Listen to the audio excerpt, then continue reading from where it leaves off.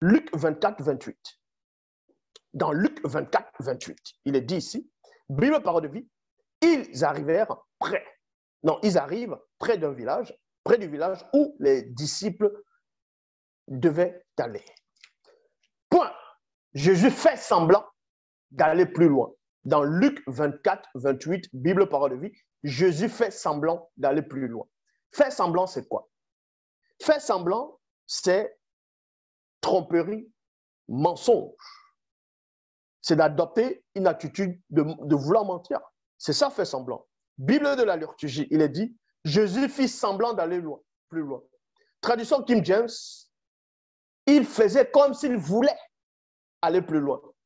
Bible en français courant, Jésus fit comme s'il voulait poursuivre sa route.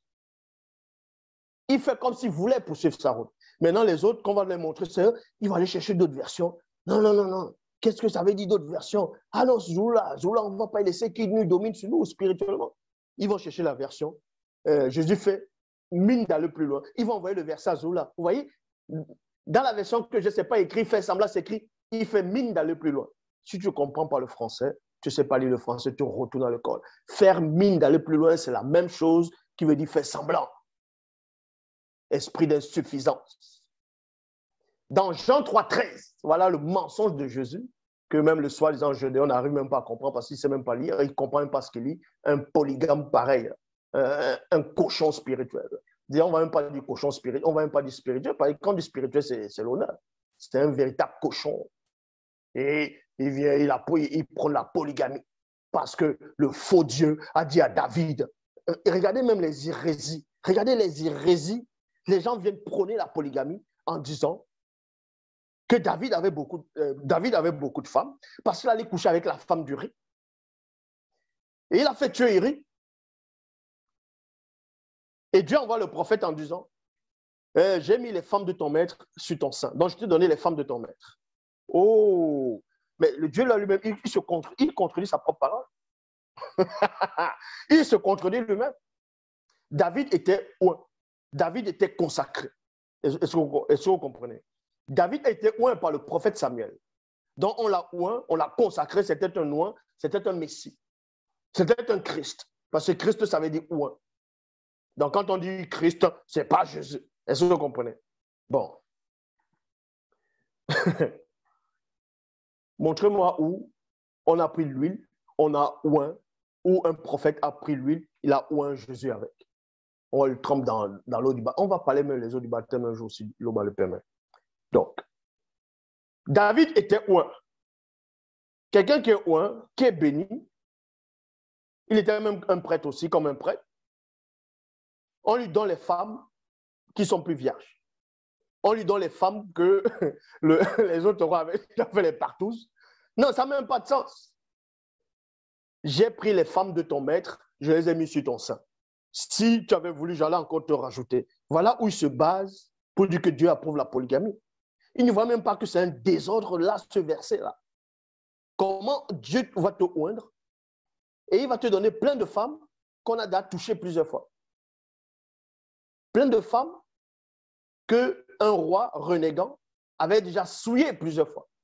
On donne encore ça à un nouveau roi, à un roi oint. Et vous basez sur ça pour dire que Dieu approuve la polygamie. Vous ne voyez même pas que ce sont des torchons, ça. Ça, c'est insulter mon intelligence. Hein? Après, ils vont prendre dans Deutéronome, si tu vas en guerre et que tu ne retranches rien pour l'autre femme, vous parlez de la polygamie. Vous savez n'importe quoi. Bon, ici, on n'est pas en train de parler de la polygamie. Dans Jean 3, 13, il est dit ici que le fameux Jésus parle à Nicodème, il dit, personne n'est monté au ciel, virgule. Sinon, celui qui est descendu du ciel.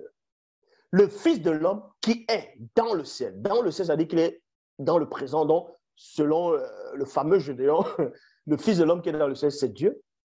Donc, c'est le présent Dieu au moment où Jésus, qui est toujours Fils de l'homme, toujours en tant que Fils de l'homme, est sur la terre, présent. Il parle aussi du présent de Dieu en tant que Fils de l'homme qui est assis, qui est au ciel. Donc, vous voyez, c'est toujours lui. Donc, Dieu est le Fils de l'homme. Mais ce qui vous échappe, c'est quoi? C'est qu'on dit le Fils de l'homme, l'homme, l'homme. Donc Dieu a un père. Jean 3,13, c'est un torchon. C'est un mensonge. Jésus vient mentir volontairement que personne n'est monté au ciel. Et pourtant, dans Hébreux, chapitre 11, verset 5, il est dit, Enoch crut en Dieu, alors il a été enlevé dans les cieux. Les gens vont dire, vous voyez, on a dit dans les cieux, alors que Jésus a dit le ciel. Mais bon, Enoch a cru en Dieu, alors il était enlevé dans les cieux pour ne pas connaître la mort. Il ne pouvait plus le retrouver. Non, on ne pouvait plus le retrouver parce que Dieu l'avait enlevé auprès de lui. Les livres saints disent, Enoch a été enlevé, mais ils disent encore, avant d'être enlevé, Enoch plaisait à Dieu. Bible de l'épée, il est dit ici, par la foi, virgule, Enoch fut transporté au ciel pour qu'il ne vit point la mort. Jean 3,13 vient dire personne n'est monté au ciel, Enoch est monté au ciel. Voilà une contradiction. Voilà une contradiction. Dans 2 Rois, chapitre 2, verset 11, il est dit, il cheminait. Qui cheminait? C'était Élie le Tishbite et Élisée. Ils cheminèrent, s'entretenaient ainsi, lorsque tout à coup, un char de feu avec des chevaux de feu les sépara l'un de l'autre.